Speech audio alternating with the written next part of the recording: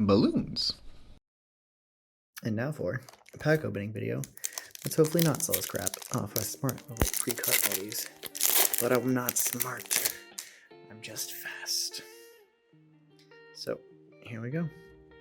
Minnie Mouse, Jetsam, Horace, Work Together, Pongo, Hercules, Mother Knows Best, Coconut Basket, Prince Philip the Dragon Slayer, Let It Go, and Hans, 13th in line for our rare and super rare and a foil Fin Flames. Nice. Check it out, check it out. Alright, so what I'd like to do with these boxes that I'm opening here, and get a couple, if I have the patience to sit on them, like the cards now, is checking to see how you can upgrade your starter decks. That seems to be the biggest question people have through each of these videos, through this opening sort of weekend here where people can't get their hands on a ton of product because they're not as obsessed. All right, steal from the rich Ariel Who's a Collector and a foil duck. Obsessed as I am. And so they have a limited card supply, and there hasn't really been any great Porkana decks is a perfect name for it that people have come up with that allow you to play, something solid using only commons and uncommons. I think that the power level on the rares is just such that you're gonna need rares in pretty much every deck you want to play, even the cheapest decks, which are usually rush decks. And ooh, nice. Stitch Rockstar, a legendary Tekka, let's go, and Aurora Rose for the foil. The rush decks, which are cheap, you're still missing a bit if you don't go. Oh, sorry, I'm trying to think of the same time. What? No, Cusco. Cusco is a rare, and he's pretty needed for that. And Lilo, Wishing on a Star, is pretty helpful as well for rush decks. So if you don't have either of those, you're just left in an awkward spot. So what really you're going to end up doing is jamming cards into quote unquote budget decks. Is just going to be, the best commons and uncommons, and then whatever rares you have in the 2 ink colors of your deck, rare pluses, I should say, to round it out, just so that you hit 60 cards. It's like Mr. Shmee, he's got a bunch of health, but he's vanilla. Just all these cards we're seeing, vanillas. Disarming Beauty, it's probably not bad. That's actually probably one of the better Porkana cards. Flynn Rider is another great one. Otherwise, I guess you could play cheap ramp and just try to get big vanillas out. All right, and ooh, very nice. And a foil. Oh, look at that bell. Look at that bell. She is the belle of the ball, as they say. Blue sleeve for blue bell. All right. So, yeah, like the aggro deck is the easiest example I can think of. But yeah, the power level on those rare pluses is just like you're gonna have to open some packs, or trade a bunch of foils to someone who wants foils over the amount of power they have. All right, excellent. A Hans, 13th in line, and a Marshmallow, and a foil Sergeant Tips. So, but as we upgrade these decks, like Marshmallow, you could throw in a starter deck. He's not the greatest in terms of everything, but if you open one in a pack, like that's gonna beat, a Sven who doesn't get to come back to your hand if banished. So, well, banished in a challenge, but still, it's yeah. And then the other thing is you have to get kind of creative, and so that's the other issue with deck building, is that you have sometimes to build around a theme, and if you don't have very good pull, shiny Cerberus, if you don't have enough cards to make the theme work, you can't really use it. And that's why the Amethyst Emerald, Amethyst Amber, geez, can I talk? Starter deck is the easiest one to upgrade because the Amethyst several cards that help you draw that package is just universal. It's all about drawing cards, you know? If you're in other decks, like you can open one Stitch Rockstar, but that's not going to get you full card draw because you only have one Stitch in the deck. Like that's going to be hard for you to get to. So Ember Amethyst is probably the easiest to upgrade just for the draw factor alone, because as soon as you face anything that's a bit control-y, they'll just outlast you while you play out all your cards and eventually run out of cards to play. So big body, excellent item, shiny Stitching Dog. So that's why Porkana is going to be kind of hard to have a go at it. Now hopefully Ravensburger should be printing this set into the ground for the next year as much as possible. They have, you know, to get these cards in people's hands so that people can play more than just the starter decks. And they do specifically, like they're not trying to do any intense competitive tournaments. There are some third parties putting on some competitive tournaments, but Ravensburger themselves is not trying to do anything insane for the first year. They just want to get people out, get people playing, and people I think are having a lot of fun with the game. And that's what's the double Jafar. So that's what's important right now. And so getting better cards into people's hands is not as much of a rush priority. Now it'll be interesting to see how the stock of singles goes up or down with the release of the game in big box stores on September 1st. The CEO gave an interview recently that people are reading both ways, and he basically said their projections were humble, was his CEO spin on them not having as much supply as there is demand.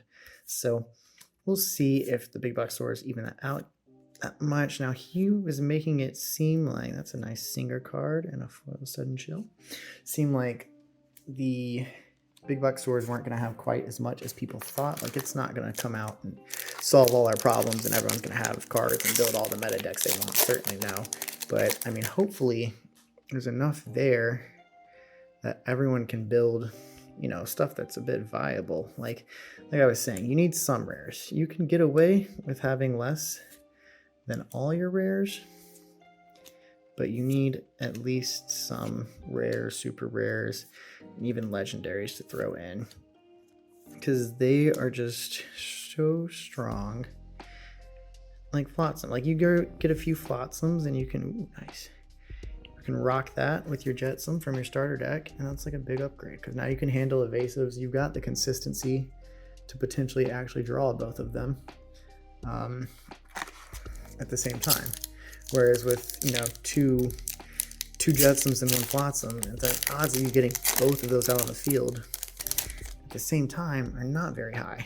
And so it's just stuff like that where like you need the right cards. And like hopefully a cool aspect that'll come out of this is trading, and people will be able and willing to, you know what, okay, well, I've just got a few of these random cards. Let me try to trade to focus towards one deck.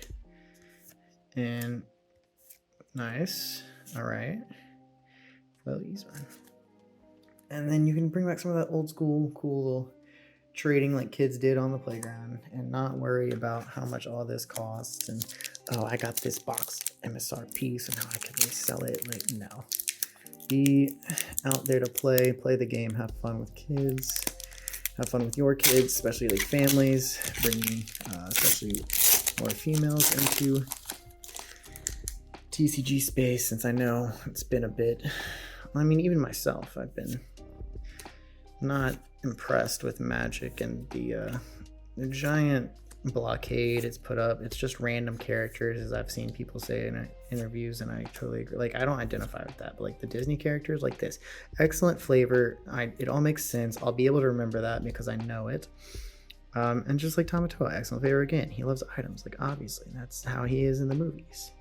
So these are, it's just, Disney just brings a whole nother aspect to it that is absolutely fantastic and just makes it a lot of fun. Just bakes in fun in the same way that I don't even know what example I was gonna say. I was gonna say let's say like Marvel, because everything's been building, and so you have like 10 years of entertainment leading up to Avengers Endgame, and that was just a worldwide phenomenon. And so with this game right here, you've got everyone's got their life, because nobody's I mean, I'm sure actually there could be people that were kids when Snow White came out, and grandma and grandpa could play this game, like, if you really wanted.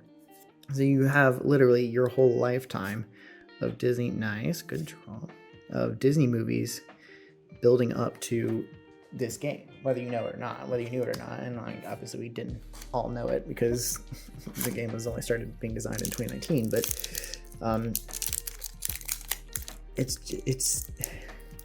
it all comes together. It all builds on each other. Like, you've got people, it all builds the whole Disney empire. People going to the parks, getting characters to sign their cards. They're just doing pack openings in the park while they're in line for Haunted Mansion and whatever. It's just stuff like that. It's just a lot of fun. It's encapsulates the magic of Disney, the joy we feel when we just watch these stories. That's the rare card I was talking about for aggro decks that you would need. Ooh, and a Yago. Ooh, and a foil poison. I love this foil. I really do. The poison is the foil. It's so cool. It's so cool. One of my favorite foils for sure. If not my favorite, it may be my favorite. But yeah. So there's just a lot of great things. Now, obviously, things could have gone perfectly, smoothly, better, etc. on release, but these are lessons learned, and these, as the game gets more attention and grows, and people say, ooh, I'd like to play that. That looks like fun. With set 2 and 3 and 4 and onward, they can, they're fixing the mistakes they made now for those set runs that they're working on printing now and putting together now. And hopefully that is a rare. Ooh, there we go. Legendary Ursula. Ooh, and a foil super. No, that's the one you get with the starter deck, so I guess it's not as not as exciting. But still fun. Still fun. So yeah, so it's not perfect, but it is a good time, and if that's all it needs to be at the end of the day, that's all it needs to be. Trips to Disney World as tournament prizes, I think, would be a lot cooler than just big cash prizes and big like promo cards that you can sell for big cash prizes. But nothing's going to stop these third-party teams for putting on giant tournaments with potentially cash prizes for these different cons. And we've already got 3 tournaments coming up at 3 different cons, so there is certainly potential for it to be a big competitive game. Honestly, I mean, I would like to see both sides of it. I'm a competitor. I enjoy competing. It's fun to try your best, try your hardest. It's just also crazy to think about. There's teams of, like 12 to 20 people just working in a room, really on the internet, but to try out, keep playing constantly, keep playing all the best decks, try out all these iterations against them, because, I mean, statistically, think about how many different ways you can put a deck together. You've got 60 cards out of, and this is only set 1. As soon as you add a second set, it more than doubles the amount of options you have, so basically goes infinite eventually. So we'll see how it all pans out. I'm just hoping that everyone can get the product they want and have some fun with it, and I will be more than willing to share my cards. I want, ooh, very good legend, double legendary, great pack, God pack, holy crap, God pack happened,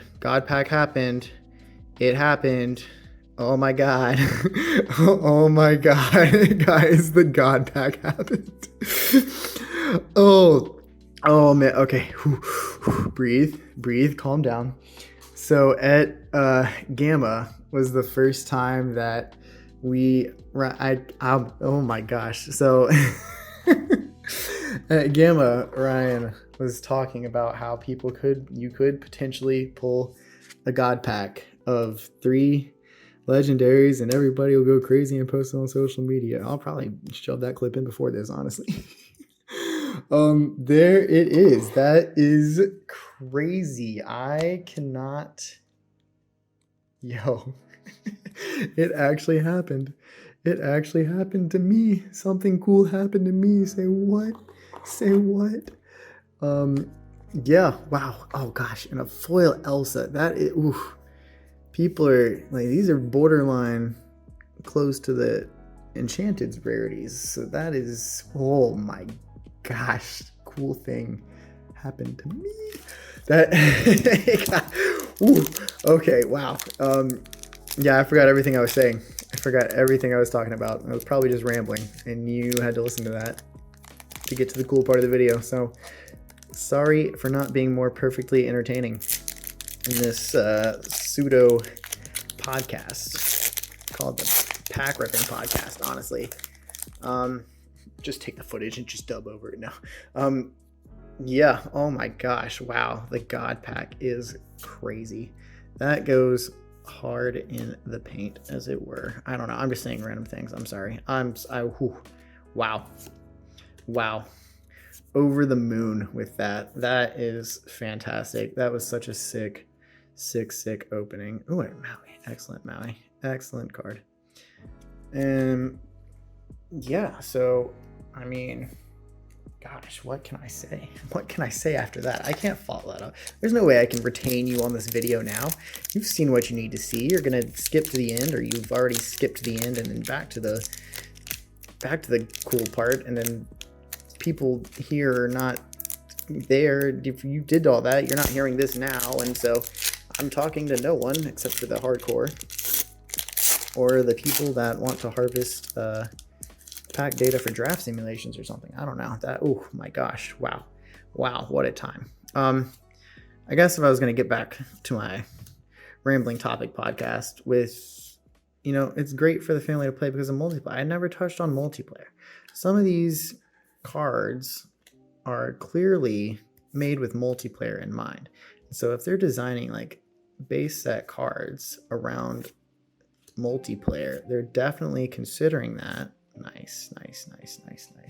Considering that when they are designing the game, and that's not just like an afterthought. Like they know, like that's part of the cool thing of this game is the designers took all their years of experience, all the card games they've worked on, all the card games that are out there, because obviously if you're working on a card game, you are very familiar with all the other card games, and I've taken that experience and plugged it into one thing. And they know Magic the Gathers Commander, which is like the 4-player mode of Magic, which is like some fan-made offshoot, I'm pretty sure, is the most popular. And so to take that knowledge and to make multiplayer a core part of this game, like they're telling us how they want this game to go, how they want it to be a fun, family, casual type game. And then at the same time, it's got that high level of competition that some people absolutely crave.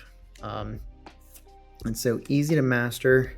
Bro, if I open another one of these, I swear. And easy to play and hard to master. Sorry, I got distracted by this burning one to cough for the 52nd time. Is just sort of the tagline, essentially, that they've aimed for with designing this game so that anyone can come in, pick this up relatively easily, and have a good time, have fun with your friends at game night. And then if you want to go hard in the paint and give yourself the brain-teasing, logic-utilizing, fun part of your brain, and that entices you, and that's how you have fun. I mean, the same way as we play board games, you can do that too, and you can go crazy with it, and you can make it a hobby and travel around. And that's what I realized is hobbies that force you to travel to different cities to like compete or play are the best, because then you get to have an excuse. Oh my gosh, what a pack,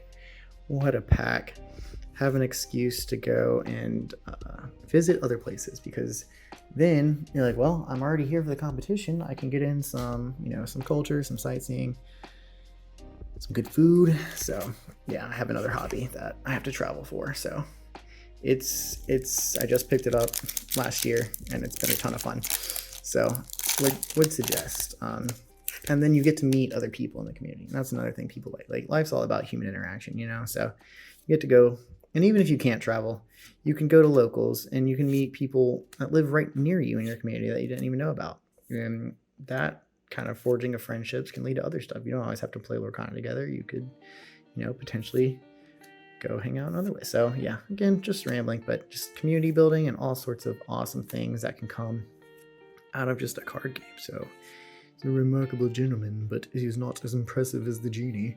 So yeah, so, you know, those are my thoughts on it. Don't have much left to say, which is good because I've only got 2 packs left. So thanks for tuning in. If you skipped to the end, go back and watch all of it. No, I'm just kidding. You don't have to. I know you won't. I know you won't. I'm a guy on the internet. I can't tell you what to do. Only you can tell you what to do, so that's fine. But if you did enjoy this video, you want to see more like it, please like and subscribe and comment below. What? This pack is so good. This pack is so good. Oh, and then a super rare. Let's top it off, baby. Comment below what your favorite foil is. You can go in the app, in case you didn't know. And the app shows the foil version of all the cards.